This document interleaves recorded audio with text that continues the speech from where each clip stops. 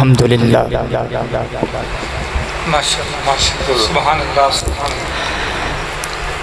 अल्हम्दुलिल्लाह नहमदुहु व नुसल्ली व नुसल्लिमु अला रसूलिहिल करीम व अला आलिहि व अस्हाबिहि व औलियाए उम्मतिही व उलमाए मिल्लतिही हक़्क़े जमात अहले सुन्नत अजमाइन अम्मा बाद फ़अऊज़ु बिल्लाहि मिनश शैतानिर रजीम बिस्मिल्लाहिर रहमानिर रहीम इन्ना अर्सलनाका शाहिदन व मुबश्शिरन व नज़ीरा क़ाल अल्लाहु अज़्ज़ा व जल्ल शानुहु फ़िल कलामिल मजीद वल फ़ुरक़ानिल हमीद फ़ी शान हबीबिही मुख़बिरन व आमिरा लितुअमिनु बिल्लाहि व रसूलिही व तुअज़्ज़िरूहु व तुअक्किरूहु व तुसब्बिहुहु बुक्रतन व असीला आमन्तु बिल्लाहि व बिरसूलिही सदक़ल्लाहु मौलानल अज़ीम व बल्लगना रसूलुहुन नबियुल अमीनुल करीमुर रऊफ़ुर रहीम व नहनु अला ज़ालिका लमिनश शाहिदीन वश्शाकिरीन वल्हम्दुलिल्लाहि रब्बिल आलमीन मौला यसल्ली व सल्लिम दाइमन अबदा अला हबीबिका खैर खल्क़ि कुल्लिहिम हुवल हबीबुल्लज़ी तुरजा शफ़ाअतुहु लिकुल्लि हौलिन मिनल अहवालि मुक़्तहिम मुहम्मद सय्यिदुल कौनैनि वस्सक़लैन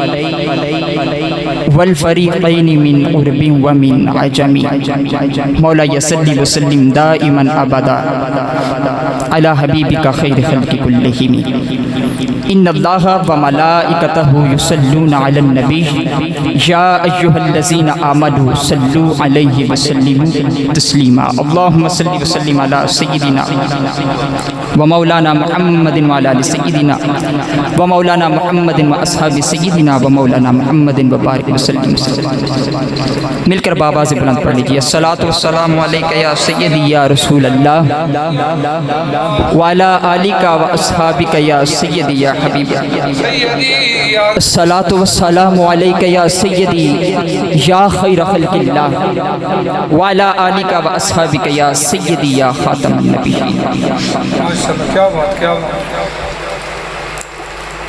अल्लाह रब्बुल इज़्ज़त खालिक़े कायनात मालिके कायनात मस्जूदे कायनात तमाम जहानों को पालने वाले उस पाक परवरदिगार की हम्दो सना और ताजदारे मदीना राहते क़ल्ब सीना इमामुल अंबिया प्यारे मक्की मदनी आका सल्लल्लाहु अलैहि वसल्लम की पाक बारगाह अक़दस में दुरूद व सलाम के नजराने मोहब्बतन उल्फतन अक़ीदतन पेश करने के बाद मेरे नहायत ही वाजिबुल एहतराम दोस्तों बुजुर्गों अजीज साथियों माशाअल्लाह आज का ये इंतहाई पुरनूर पुरसुरूर नूरानी विजदानी हक्कानी इरफानी और हर लिहाज के साथ ईमान अफरोज प्रोग्राम आप हज़रात की जामे मस्जिद हाजा के अंदर इनेकाद व एहतमाम पजीर है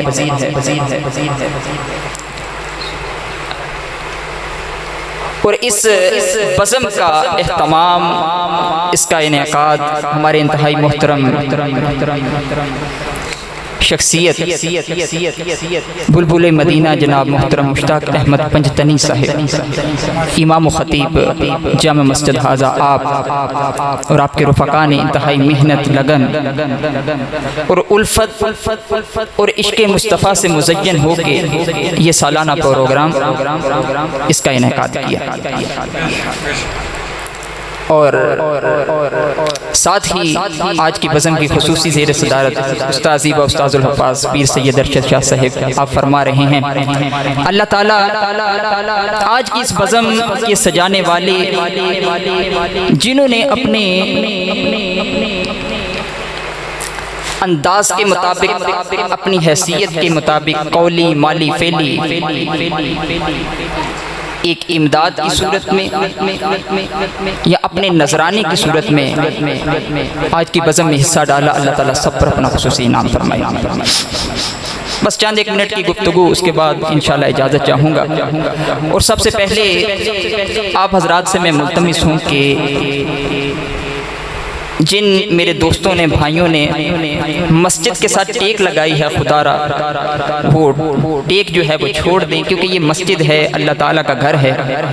और ये शरई मसला भी है कि अगर कोई तकलीफ़ नहीं, बुजुर्ग हजरात के अलावा उलमा और मुफक्किरीन किराम फरमाते हैं कि जब मस्जिद के अंदर दाखिल होगो तो मस्जिद का एहतराम ये है कि अपने कदमों को भी आहिस्ता नरम ऐसे रखो कि पता चले कि हम मस्जिद के अंदर चल रहे हैं। क्योंकि अगर हम खुदा न खास्ता मस्जिद के अंदर दौड़ते हैं या पाँव दबा के चलते हैं तो मुफक्किरीन फरमाते हैं कि इससे मस्जिद को इज़ा होता है, तकलीफ होती है। अल्लाह ताला हमें तौफीक अता फरमाए। हज़रात गिरामी कदर, आज का जो ये प्रोग्राम है महफ़िल मिलाद मुस्तफ़ा सल्लल्लाहु तआला अलैहि वसल्लम,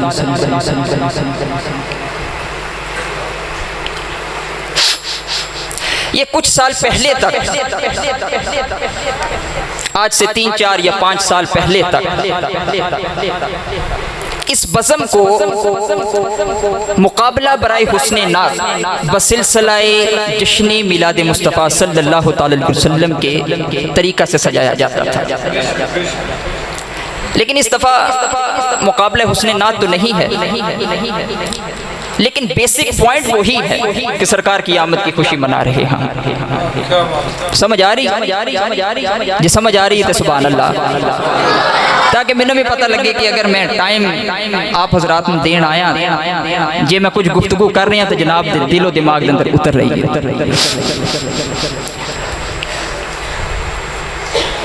मोहतरम जनाब मुश्ताक अहमद साहब,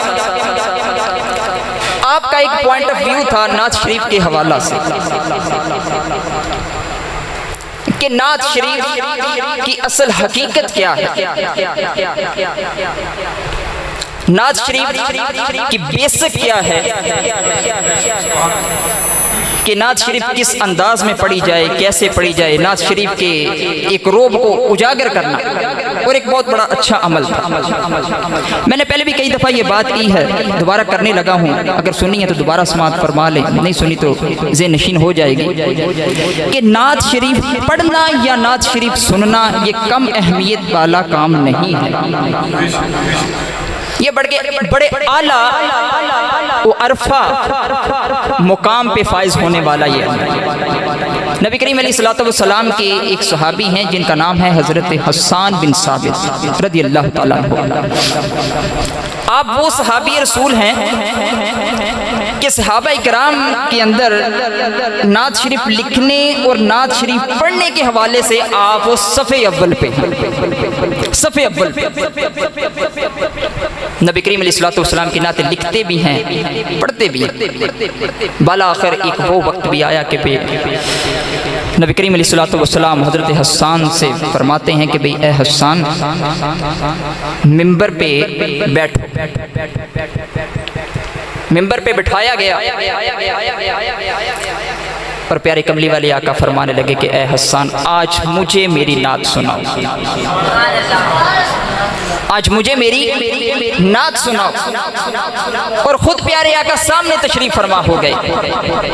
इधर हज़रत हस्सान रज़ियल्लाहु ताला अन्हु सरकार दो आलम सल्लल्लाहु ताला अलैहि वसल्लम की नात पढ़ रहे हैं, उधर मेरे प्यारे आका साथ ही साथ अपनी नात सुन भी रहे हैं और साथ साथ ऐसे झूम भी रहे हैं, झूम भी रहे हैं। नात शरीफ पढ़ना और नात शरीफ सुनना ये कम अहमियत वाला काम नहीं है, बल्कि नात शरीफ पढ़ना ये खुद सहाबा की सुन्नत है। और नात शरीफ को मोदबाना हो के सुनना और झूम झूम के सुनना खुद ताजदारे कायनात की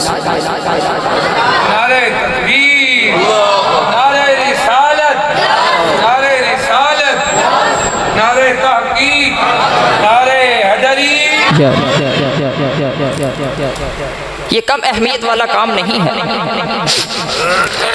और इनका एक जो पॉइंट मुझे बहुत अच्छा लगता है, एक सबक है हम सब के लिए कि नात शरीफ भी हो और वो गाने की तर्ज पे हो या गैर मियारी काम हो, गैर मियारी कलाम, तो इस चीज़ की भी शरह में इजाज़त नहीं देती। बाज़ हजरात ऐसे होते हैं कि अपने आप को बड़ा पढ़ा लिखा समझ के नात शरीफ लिखना शुरू कर देते हैं, और खुदा न खास्ता अल्लाह ना करे नात शरीफ के अंदर कुछ ऐसा कोई नुक्ता, कोई ऐसा जुमला लिख बैठते हैं कि जिससे नबी करीम अलैहिस्सलातु वस्सलाम की बियत भी हो जाती है। मेरे इमाम सैयद आला हज़रत अज़ीम अल बरकत मुजद्दिद दीन मिल्लत मौलाना अशा अहमद रज़ा खां फाज़िल बरेलवी रहमतुल्लाहि तआला अलैह, आपसे किसी ने पूछा कि हुज़ूर ये बतलाइए कि दुनिया के अंदर सबसे मुश्किल तरीन काम कौन सा है? दुनिया के अंदर सबसे मुश्किल तरीन काम कौन सा है? तो आपने बरजस्ता जवाब इरशाद फरमाया कि दुनिया के अंदर सबसे मुश्किल तरीन काम सरकार दो आलम सल्लल्लाहु तआला अलैहि वसल्लम की नात मुबारक को लिखना। दुनिया के अंदर सबसे मुश्किल तरीन काम कौन सा है? आका अलैहिस्सलातु वस्सलाम की नात मुबारक को लिखना, क्योंकि नात शरीफ लिखने के लिए इल्म व हिकमत की जरूरत भी होती है, अमल की जरूरत भी होती है, और साथ ही साथ ताजदारे कायनात के साथ निस्बत की। नातें ऐसे नहीं लिखी जाती और फिर ऐसे पढ़ी भी नहीं जाती। हज़रत इमाम शेख सादी रहमतुल्लाहि तआला अलैह नबी करीम अलैहिस्सलातु वस्सलाम की नात मुबारक लिख रहे हैं, बलगल उला बिकमालिही कशफत दुजा बिजमालिही हसनत जमीउ खिसाली। 3 मिसरे लिखिए, चौथे पे रुक गए। अगला मिसरा जहन में नहीं आ रहा कि क्या लिखूं, कलम रुक गया। अगला मिसरा जहन में आ नहीं रहा कि क्या लिखूं, जहन पे बोझ तारी हो गए, दिल पे भी बोझ तारी हो गए। अब हजरत इमाम शेख सादी रहमतुल्लाहि तआला अलैह अपने वक़्त के एक बहुत बड़े आलिम दीन फ़कीह असर भी रहे हैं, आलिम अमल भी रहे हैं, और इसके साथ साथ आपकी निस्बत डायरेक्ट मदीने वाले के साथ। ये आपकी खूबी है, अल्लाह ताला के बहुत बड़े वली भी रहे, आलिम अमल रहे। लेकिन यहाँ पे हुआ कुछ यूं, 3 मिसरे लिख लिए, चौथा जहन में आ नहीं रहा, कलम रुक गया, जहन पे बोझ तारी हो गया, दिल भी भारी हो गया कि अगला मिसरा क्या लिखूं, जहन में आ नहीं रहा। इधर हजरत इमाम शेख सादी रहमतुल्लाहि तआला अलैह परेशानी के आलम में है कि उधर ताजदारे कायनात मदीनतुल मुनव्वरा में गुंबद खजरा के नीचे अपने रोज़ा में तशरीफ फरमा कर अपने इस गुलाम के इन अहवाल से बिल्कुल बाखबर हैं कि मेरा गुलाम है परेशानी के आलम में है। नारे तकबीर, नारे रिसालत, ताजदारे खत्म नबुव्वत, ताजदारे खत्म नबुव्वत। मेरा रब फरमाता है कि मोमिनो, तुम्हारा किसी वजह से किसी तकलीफ में पड़ जाना मेरे महबूब पे बड़ा तकलीफ दे गुजरता है, मेरे महबूब पे बड़ा गिरा गुजरता है। जब तुम किसी मुशक्कत में पड़ जाओ, किसी तकलीफ में पड़ जाओ, तो तुम्हें तकलीफ में देख के मेरा महबूब भी परेशान हो जाता है। इधर हजरत इमाम शेख सादी रहमतुल्लाहि तआला अलैह जब आपके दिलो दिमाग पे बोझ तारी हुआ, परेशानी का आलम आ गया, अगला मिसरा जहन में आ नहीं रहा कि क्या लिखूं। इधर जब हजरत इमाम शेख सादी रहमतुल्लाहि तआला अलैह परेशानी के आलम में थे, उधर मेरे आका से रहा नहीं गया कि मेरे आका खुद तशरीफ लेके आ गए। और हजरत इमाम शेख सादी रहमतुल्लाहि तआला अलैह आपने सर की आंखों से प्यारे आका सल्लल्लाहु अलैहि वसल्लम की ज़ियारत की। जब ज़ियारत की ना तो मोदबाना खड़े हो गए, खड़े होकर दुरूद व सलाम के नजराने पेश कर दिए। मेरे प्यारे आका ने फरमाया, सादी लिखो, लिखते क्यों नहीं? अर्ज की या रसूल अल्लाह सल्लल्लाहु तआला अलैहि वसल्लम, ये सादी का दिल करता है कि आपकी शान में लिखता ही चला जाऊं, लिखता ही चला जाऊं, लेकिन आज कैफियत ये है कि सादी का दिल परेशान हो चुका है कि कहीं आपकी शान में कोई ऐसा जुमला ना लिख बैठूं, कोई ऐसा फिक्रा ना लिख बैठूं कि जिससे आपकी बेअदबी हो जाए, कोई ऐसा जुमला ना सरजद हो जाए कि आपकी बेअदबी हो जाए। मेरे प्यारे मुस्तफा ने फरमाया, सादी अरे अगला मिसरा हम तुम्हें लिखाते हैं, लिखो सल्लू अलैहि व आलिहि। ये जो चौथा मिसरा है ना, ये खुद ताजदारे कायनात ने अपनी मर्जी से लिखवाया,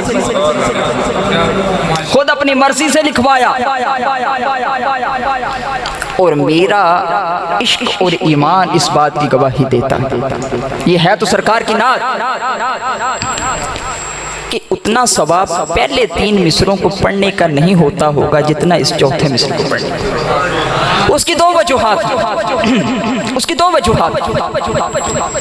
पहली वजह ये है, एक तो ये सरकार दो आलम सल्लल्लाहु अलैहि वसल्लम पे दुरूद है, दुरूद शरीफ भेजना।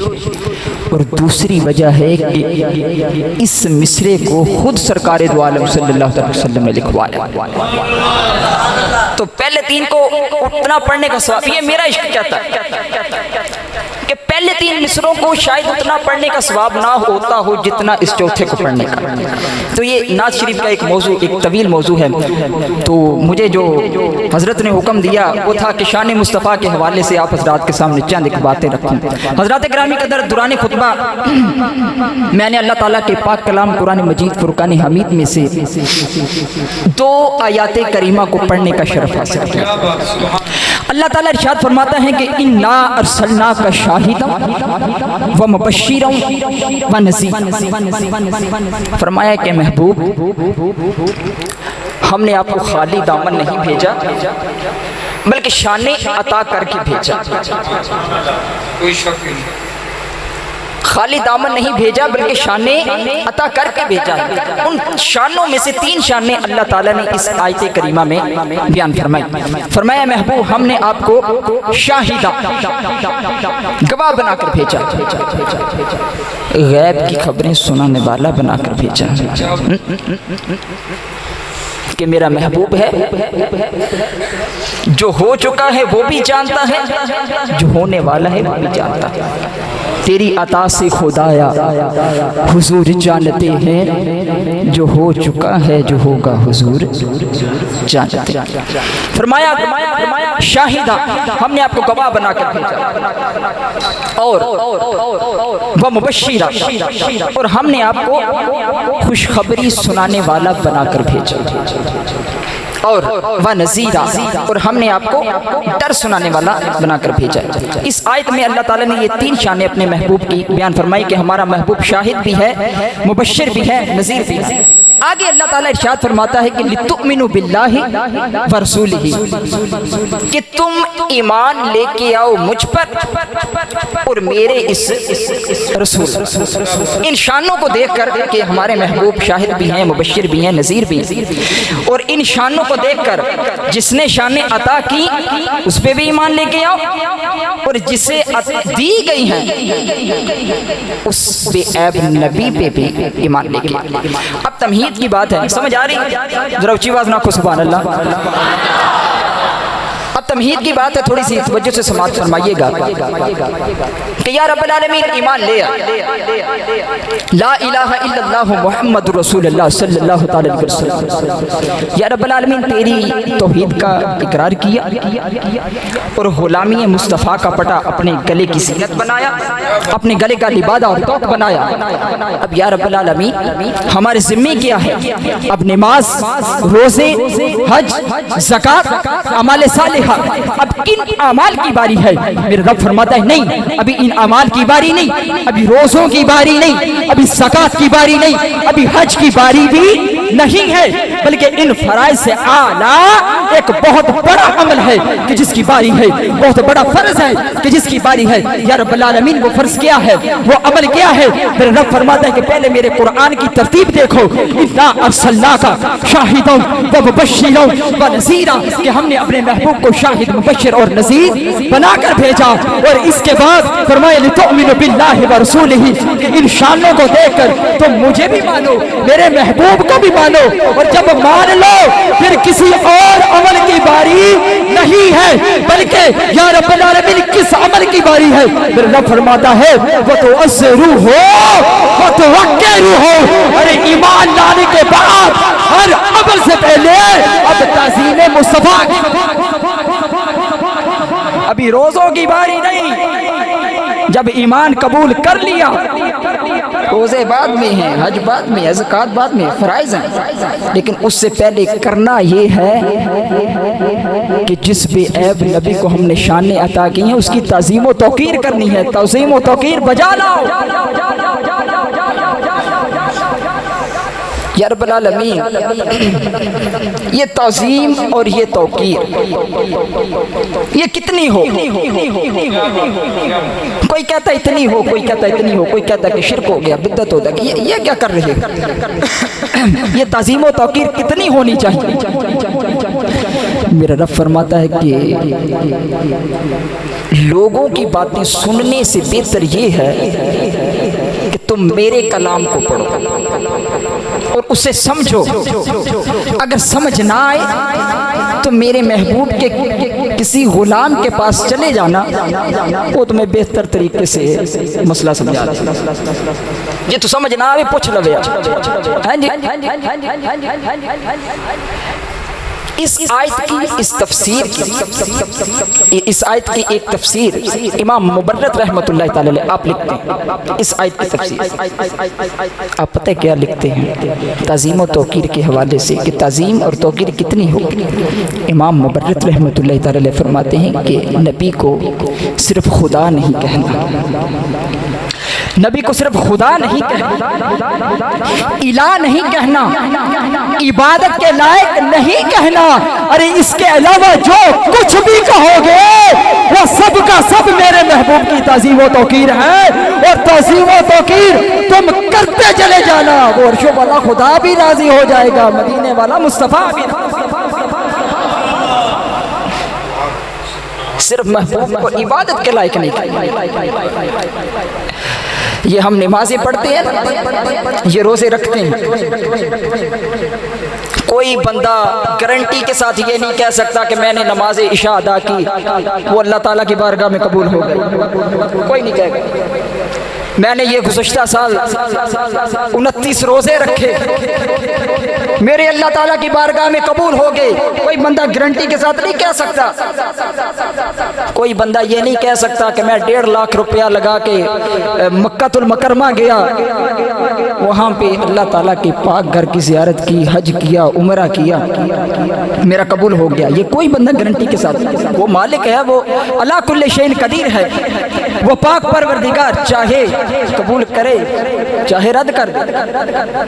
वो तुम्हारी नमाजों का मोहताज नहीं है, वो इन रोज़ों का मोहताज नहीं है।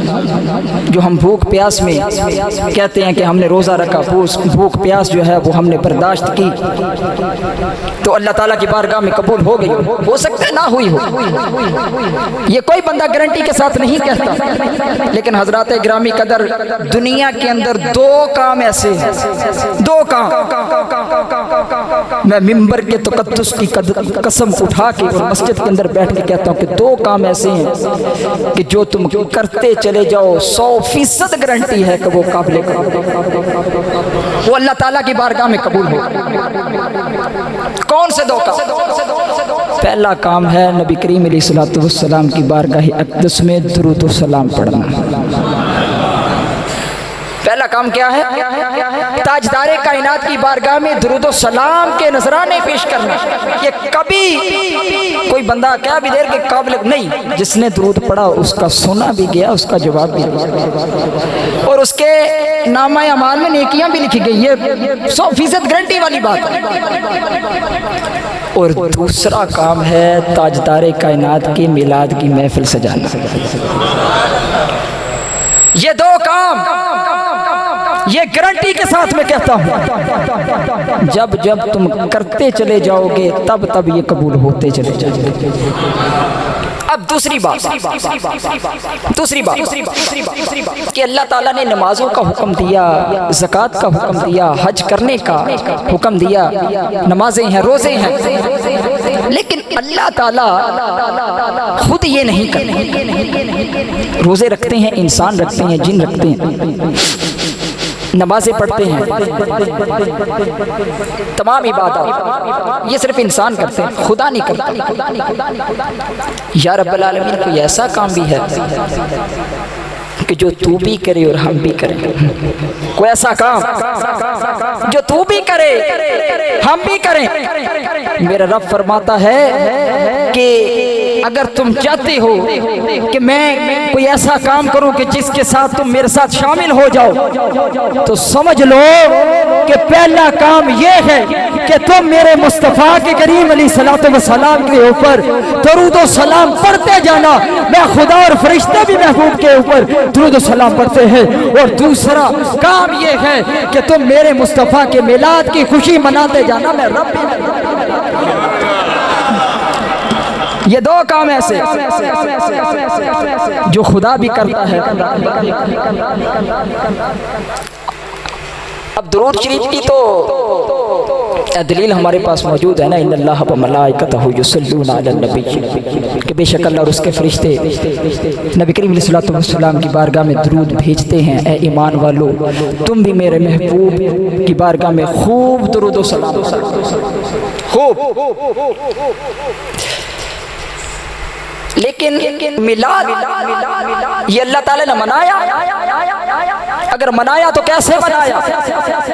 और सुनो, सीरत हल्किया के अल्फाज हैं। हजरत सैयदना अब्दुल मुत्तलिब रज़ियल्लाहु ताला अन्हु आप फरमाते हैं कि जब सरकार दो आलम सल्लल्लाहु ताला अलैहि वसल्लम आपकी विलादत बासादत हुई ना, तो मैंने देखा अपनी आंखों से कि अल्लाह ताला ने एक नूर ही नूर पूरी दुनिया में फैला दिया, और मेरी आंखों के सामने से तमाम पर्दे हटा दिए गए। यहाँ तक कि मैंने मशरक का नजारा किया, मगरिब का नजारा किया, बैतुल्लाह शरीफ का नजारा किया, और देखा कि उस रब्बे करीम ने एक झंडा मशरक में लगवाया, एक मगरिब में लगवाया, एक बैतुल्लाह शरीफ की छत पे लगवाया। ऐसी है में नहीं मिलाद मना देते, झंडे ला दे। ये मेरे रब ने भी किया और हुक्म भी दिया, हुक्म भी दिया कि मेरे महबूब को ऐसे राजी कर, ऐसे करते जाना, मेरा महबूब भी राजी हो जाएगा, मैं भी राजी हो जाऊंगा। और फिर बात यहाँ ही खत्म नहीं। जिस साल नबी करीम अलैहिस्सलातु वस्सलाम आपकी विलादत बासादत हुई ना, उसी साल मक्के के अंदर जो औरतें हामिला थीं, जिनको बच्चा पैदा होने वाला था, उस वक्त सरकार दो आलम सल्लल्लाहु अलैहि वसल्लम की विलादत बासादत से पहले जहालत का एक दौर था कि लोग अपनी बेटियों को जिंदा दरगोर कर देते। माओ बहनों की इज्जत नहीं होती थी, बेटियों को बाजारों में बेच दिया जाता और हकीर जाना जाता बेटियों को। अगर हमारी माओ बहनों बेटियों को अगर इज्जत मिली है तो ये सब का सब सदका है मुस्तफ़ा सल्लल्लाहु अलैहि वसल्लम। और उस साल जिस औरत को बच्चा होने वाला था, अल्लाह ताला ने किसी को बेटी अता नहीं की, बल्कि सरकार की आमद की खुशी में तमाम माओं को बेटे अता, तमाम माओं को बेटे अता किए कि कहीं ऐसा ना हो दुनिया वालों को बात करने का मौका मिल जाए। इधर महबूब की बारगाह, इधर महबूब की विलादत हुई है, उधर किसी के घर में कोई बेटी हुई हो तो लोग उसे हकारत की नजर से देख। ये मेरे रब को भी कबारा नहीं। हजरात इकरामी कदर, ये मिलाद, ये महफिलें, ये रौनकें, ये बहारें, ये अल्लाह ताला के हुक्म से। और जिक्रुल्लाह जो अल्लाह ताला का जिक्र है, इससे जिक्र रसूल कभी जुदा नहीं हुआ। हज़रत आदम अलैहिस्सलाम से लेके आज तक क़यामत तक जहाँ जहाँ भी उस पाक परवरदिगार की तौहीद का इकरार है, वहाँ वहाँ ताजदार कायनात सल्लल्लाहु अलैहि वसल्लम का जिक्र भी। हज़रत इमाम शहाबुद्दीन सोहरवर्दी रहमतुल्लाहि ताला अलैह अपनी किताब में लिखते हैं कि एक बंदा था, उसके दिल की दुनिया बदल गई। उसने रोज़ाना का एक मामूल बना लिया कि उसने मस्जिद के अंदर चले जाना, मस्जिद की एक कोने में बैठ के ज़िक्रुल्लाह करते रहना, अल्लाह ताला का जिक्र करते रहना। उस टाइम जो उसने वक्त बनाया था, टाइम बनाया था, रोज़ाना का मामूल ज़िक्रुल्लाह से उसने अपनी ज़ुबान को तर्क कर लेना, मस्जिद के अंदर चले जाना, एक कोने के अंदर बैठ जाना। करते करते 12 साल का अरसा गुजर गया। कितना अरसा गुजर गया? 12 साल। 12 साल के अरसे के बाद एक दिन वो भी आया कि वो ज़िक्रुल्लाह कर रहा था मस्जिद के कोने में बैठ के, बाहर से कुछ 5-7 दोस्त आए, लोग आए, वो भी मस्जिद के एक कोने में बैठ गए और ज़िक्र रसूल करना शुरू करा। इधर वो ज़िक्रुल्लाह कर रहा था, वो जो 5-7 वो दोस्त वो बाहर से आए, वो मस्जिद के दूसरे कोने में बैठ के ज़िक्र रसूल करना उन्होंने शुरू कर दिया। उसके दिल में हसद आ गया, दिल के अंदर एक बीमारी सी पैदा हो गई। भाई ये क्या, मुझे 12 साल हो चुके, मैं ज़िक्रुल्लाह करता हूँ मस्जिद में, ये तो अल्लाह का घर है, इसके अंदर ज़िक्रुल्लाह होना चाहिए, ये ज़िक्र रसूल क्यों कर रहे? ये इन्होंने नया काम शुरू कर दिया। जब दिल के अंदर ये ख्याल आया, उधर से उठ के जब घर गया, रात को सोया तो ख्वाब के अंदर क्या देखता है? ख्वाब के अंदर वो भी उसी कोने में बैठा है और जिक्र रसूल करने वाले भी दूसरे कोने में बैठे हैं। इधर वो ज़िक्रुल्लाह कर रहा है, उधर वो जिक्र रसूल कर रहे हैं। उधर हातिफ गैबी से आवाज आती है, ओ हमारा जिक्र करने वाले, 12 साल का अरसा तूने हमारा जिक्र किया, क्या हम नहीं मानते? जितना जिक्र तुमने हमारा किया है हम सारे का सारा रद्द करते हैं। और जो वो बैठे हैं ना, वो जो जिक्र रसूल कर रहे हैं, जरा उनके पास जाके तो देखो। जब वो पास गया, ख्वाब का मामला है, ख्वाब के अंदर देखता क्या है? जब उनके पास गया, अकेला जिक्र रसूल ही नहीं कर रहे थे, बल्कि जिसका जिक्र कर रहे थे वो भी तशरीफ फरमा, ताजदार कायनात भी उस बज़म में तशरीफ फरमाते। फरमाया कि तुम्हारा 12 साल का जो तुमने जिक्र किया हमारा, वो हम रद्द करते, इनकी चंद घड़ियां मंजूर करके इनको जन्नत अता करना। हज़रात गिरामी कदर, ये है ज़िक्रुल्लाह और ज़िक्र रसूल में फ़र्क। वरना हम ला इलाहा इल्लल्लाह कहते रहे, कोई बंदा कह सकता है कि मैं मुसलमान, कोई नहीं कहेगा जब तक कलमा सानी ना बोला जाए मुहम्मद रसूलुल्लाह सल्लल्लाहु अलैहि वसल्लम, फिर मुसलमान। हज़रत दाऊद अलैहिस्सलाम एक दिन ज़बूर पढ़ रहे थे और ज़बूर पढ़ते पढ़ते अचानक सामने से ना एक इंतहाई गहरा नूर उनके सामने आ गया। उनको बड़ा प्यारा लगा, इतना अच्छा नूर। अल्लाह ताला की बारगाह में अर्ज़ करते हैं कि या रब्बल आलमीन, ये नूर कैसा है, ये नूर क्या है? उधर हातिफ गैबी से आवाज़ आती है कि ऐ मेरे नबी और रसूल ए दाऊद, ये हमारे उस महबूब का नूर है कि जो आपके बाद तशरीफ़ लेके आएंगे, यानी कि आपके ज़माना से बाद, जो आपके बाद तशरीफ़ लेके आएंगे। अर्ज़ की या रब्बल आलमीन मोहम्मद मोहम्मद, आवाज़ आई सदकता या दाऊद, आपने बिल्कुल सच कहा, ये हमारे महबूब मोहम्मद का नूर है जो आपके बाद तशरीफ़ लेके आएंगे, जो हमारे महबूब हैं और इमामुल अंबिया और ख़ातमुन नबिय्यीन हैं। उसके बाद हज़रत दाऊद अलैहिस्सलातु वस्सलाम ने जब भी ज़बूर को खोला, जब भी ज़बूर को खोलने से पहले नबी के मिलाद की खुशी, उनके आने की खुशी मनाते रहे, ला इलाहा इल्लल्लाहु मुहम्मदुर रसूलुल्लाह। जब भी ज़बूर को खोला पहले कलमा तय्यबा पढ़ा। हज़रात गिरामी कदर, मिलाद की खुशी तो अंबिया भी मनाते रहे, ये कोई आज का फैशन नहीं है।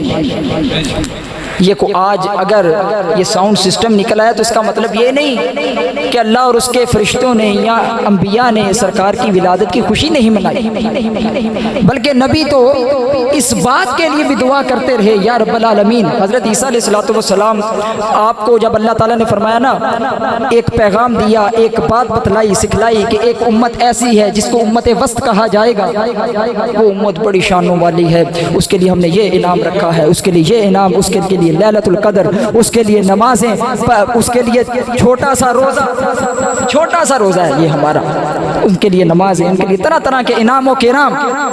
अर्ज़ की या रब्बल आलमीन, ये उम्मत मुझे अता कर, ये उम्मत मुझे दे दे। मेरे रब ने फरमाया कि ए मेरे प्यारे ईसा, ये उम्मत तो हमने अपने महबूब के लिए बनाई है। उम्मतियों, नाज किया करो कि हम उस महबूब के उम्मती हैं जो तीन तीन दिन पहाड़ों के दरमियान जाके रोते रहे कि या रब्बल आलमीन, मेरी उम्मत बड़ी गुनहगार है, इसे बख्श दे। अगर अमाल के ऊपर जन्नत में जाना होता ना तो शायद ही है कि जो पुल सिरात को क्रॉस करता। अगर हमें जन्नत भी मिलनी है तो भी वो भी नबी करीम अलैहिस्सलातु वस्सलाम की तवस्सुल से। जब अल्लाह ताला की बारगाह में ये अर्ज़ की, या रब्बल आलमीन मुझे ये उम्मत अता कर दे, फरमाया कि ये उम्मत आपको नहीं दी जा सकती, ये मेरे महबूब की उम्मत है, हमने उनके लिए रखी हुई है। फिर अर्ज करते हैं, या रब्बल आलमीन अगर उम्मत नहीं दे सकता तो मुझे अपने महबूब का उम्मती बना दे, फिर मुझे अपने महबूब का उम्मती बना दे। इधर अल्लाह ताला ने दुआ को कबूल किया, फरमाया कि ए मेरे प्यारे ईसा, हम आपको अपने महबूब का उम्मती बना दे। और हमारा ये अकीदा है ना कि हज़रत ईसा अलैहिस्सलाम दोबारा आएंगे, नबी और रसूल भी हैं, लेकिन मेरे महबूब के उम्मती बन के आएंगे। और जो उनकी ज़ाहिरी ज़िंदगी रहती है वो अपनी ज़िंदगी इस दुनिया में आके उसको बिताएंगे। हज़रात गिरामी कदर, अगर इस मौजू को छेड़ा जाए, सरकार की शानों का जिक्र किया जाए, तो रातें तो ख़त्म हो सकती हैं, लम्हात ख़त्म हो सकते हैं, लेकिन सरकार की शान कभी ख़त्म नहीं हो सकती। आज बड़े अफसोस के साथ कहना पड़ता है, बड़े अफसोस के साथ कहना पड़ता है कि जब भी 12 रबीउल अव्वल शरीफ आता है ना, हम ये तो बड़ा ज़ोर और शोर से कहते हैं कि गुलामी रसूल में मौत भी कबूल है। वो दीवानों, मौत तो कबूल करते हो, क्या सरकार की नमाज कबूल नहीं करते? गुलामी रसूल में मौत भी कबूल है, मौत कबूल है, पर या रसूलल्लाह दाढ़ी कबूल कोई नहीं। जो सुन्नत मुअक्किदा जिसको नहीं रखेंगे, कल कला क़यामत के दिन हिसाब होगा। वो भाई बता, मेरे महबूब तुम्हारे साथ तुम्हारे लिए एक सुन्नत छोड़ के आए थे, सुन्नत मुअक्किदा जिसको दाढ़ी कहते, तो रखी थी कि नहीं रखी थी? कल कला क़यामत के दिन हौज़े कौसर पे जब नबी करीम अलैहिस्सलातु वस्सलाम अपने उम्मतियों को जाम पिला रहे होंगे ना अपने हाथों से, नुरानी नुरानी गोरे गोरे हाथों से, तो जब दाढ़ी वाला कोई शख्स आएगा ना जिसकी दाढ़ी होगी, वो तो हर एक इंसान को जानते हैं, हर एक उम्मती से बाखबर है, आप और मुझसे भी बाखबर हैं। जब ऐसा कोई उम्मती कि जिसकी दाढ़ी होगी, मेरे प्यारे आका उसे जाम भी देंगे और उसकी तरफ देख के खुश होंगे, मुस्कुराएंगे। तो जब कोई ऐसा उम्मती जब सरकार से जाम लेने लगेगा ना कि जिसकी दाढ़ी शरीफ नहीं थी, मेरे प्यारे आका उसे जाम तो दे देंगे, साथ ही मुंह भी। तो जरा अपने ईमान को हाजिर और नाजिर जान के ये बताइए कि जिस बंदे से दो जहां के ताजदार अपना मुंह फेर लें, उस बंदे की कोई जिंदगी है? नहीं है, नहीं होगी। एक बड़ी मशहूर हकायत है, बस आखिरी अल्फाज पर इजाजत चाहूंगा, टाइम काफी हो चुका। छोटी सी हकायत कि एक बंदा था, उसने ना किसी अल्लामा साहब, किसी मौलवी साहब की तकरीर सुनी, उसे बड़ा सुरूर आ गया। दाढ़ी के हवाला से उन्होंने गुफ्तगू की, उसको बड़ा इश्क आया कि मैं भी दाढ़ी रखूं। उसने दाढ़ी रखी। जब दाढ़ी रखी ना तो उसकी मंगनी हुई थी, रिश्ता हुआ था। उसके ससुराल वालों को पता चला, उसकी मंगेतर को पता चला, तो भाई उसने दाढ़ी रख ली। उसने कहा भाई अगर मेरा शोहर बनना है तो दाढ़ी को मंडवाओ, दाढ़ी को कटा के आओ, मंडवा दो, वगरना मैं तुमसे शादी नहीं करूंगी। अब उसके दिल में इश्क़ मुस्तफ़ा जो था वो कूट कूट के भर चुका था। उसने कहा कि ऐसा तो नहीं हो सकता, ये जान जा सकती है, गर्दन कट सकती है, दाढ़ी नहीं कटाऊंगा, दाढ़ी बिल्कुल रखूंगा, मैंने नियत कर ली। इधर बाप ने कहा भाई ऐसा करो, तुम चंद दिनों के लिए कटवा लो, शादी हो जाएगी, फिर रख लेना, फिर तो तुम शादी कर लो। अर्ज की अब्बा जान, ऐसी हजारों औरतें इस दाढ़ी पे कुर्बान, शादी सारी जिंदगी ना हो, दाढ़ी नहीं कटती। उधर बाप और बेटे का तकरार हो गया। बाप ने कहा जाओ मैं तुम्हें बेदखल करता हूँ तुम्हारी तमाम जायदाद से, जाओ मेरे घर से निकल जाओ। जब घर से निकाला गया तो परेशानी का आलम, दिल बड़ा परेशान कि या रसूल अल्लाह, सुन्नत तो आपकी रखी थी लेकिन दुनिया वालों ने जलील कर दिया, इश्क तो आपका था लेकिन दुनिया वालों ने कैसे दुत्कारा। खैर मस्जिद के अंदर आ गया, मस्जिद के अंदर बैठा रहा, नमाज पढ़ी, एक कोने में बैठ के दुरूद शरीफ पढ़ता रहा। अचानक बाहर से एक बंदा आया। जब मस्जिद के अंदर दाखिल हुआ ना, उसने कहा भी तुम्हारा नाम फुला है? जी मेरा नाम। उसने तमाम हुलिया देखा, उसने कहा मेरे साथ चलो, साथ चल दिए। घर के अंदर गया, बेतहाशा जायदाद का मालिक और उसकी एक ही बेटी अपनी अहलिया से कहने लगा भी ऐसा करो, जल्दी से मेरी बेटी को उठाओ, उसको दुल्हन का लिबास पहनाओ और उसे तैयार करके लेके आओ। जब तैयार करके लेके आया गया, साथ ही मौलवी साहब को बुलाया, कहा कि भाई इन दोनों का निकाह पढ़ता, इन दोनों का निकाह कर दिया जाए। अब जो अहलिया थी वो बड़ी परेशान हुई, कहने लगी ऐ मेरा सरताज, ये क्या, ये कौन है, ये कहां से आया है, इसका नाम क्या है? आप हैं कि इसके साथ अपनी इकलौती बेटी का निकाह करने लगे, ये क्या बात हुई?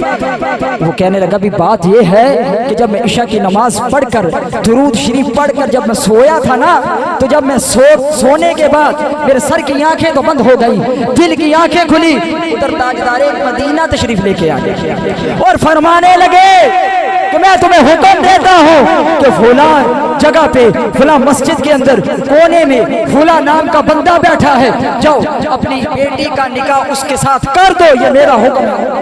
और मैं तो डर रहा हूँ, तो मैं इस वजह से डर रहा हूँ कि सरकार दो आलम सल्लल्लाहु अलैहि वसल्लम के हुक्म की पासदारी करते हुए कहीं मुझे देर ना हो जाए, जरा जल्दी करो मेरी बेटी और इसका निकाह। हज़रात गिरामी कदर, जो अपने आप को दीन के रास्ते पे सरकार के इश्क में गिरा देते हैं, फिर अल्लाह ताला उनके लिए मंजिलें खोलता है। ये बात हकीकत है कि जब भी हम कोई बंदा दाढ़ी रखे ना ते मस्जिद जावे ते नाल दिन वाके ना यार नहीं आप मस्जिद नमाज पढ़न जाने ते साडे पिंडां दा माहौल पता की है, असीं आना खलो एडा तो नमाज इंज ही कर ले, सानू पता जेड़ी तो दाढ़ी रखी है ओ भाई दाढ़ी तो सुन्नत रसूल है, उसे तो बख्श दिया करो। हमारा ये आलम है कि अगर किसी का कोई ऐब मिल गया, कहते वो देखो रखी दाढ़ी और काम ये। हज़रात गिरामी की तरह ऐसी बातों से बचना चाहिए। ये इश्क़ रसूल है, जिसने दाढ़ी शरीफ रखी है उसने अपनी मर्जी से नहीं रखी, बल्कि दो जहां के ताजदार को देखकर उसके हुक्म से रखी। अगर आप और मैं इस मज़हब में आए हैं तो ये भी उनकी मर्जी है, उनके हुक्म से आए, क्योंकि हमारा ये अकीदा है ना कि महबूब की महफिल को महबूब सजाते हैं, आते हैं वही जिनको सरकार बुलाते हैं, और वो लोग खुदा शाही किस्मत के सिकंदर हैं जो सरवरी तो आलम का मीलाद मनाते हैं। और आका की सना खानी दरअसल इबादत है। अरे हम नात की सूरत में कुरान सुना। दुआ है कि अल्लाह ताला आपकी और मेरी इस मुख्तसर सी हाज़िरी को अपनी बारगाह अक़दस में कबूल व मंजूर फरमाए। हम सब पर अपना खुसूसी इनाम फरमाए, हम सब के अहवाल पर अपना खुसूसी इनाम फरमाए, हमारे घरों में, हमारी ज़िंदगियों में, कारोबार में अल्लाह ताला अपना खुसूसी इनाम फरमाए। आमीन सुम्मा आमीन व आखिर दावाना अनिल हम्दुलिल्लाहि रब्बिल आलमीन।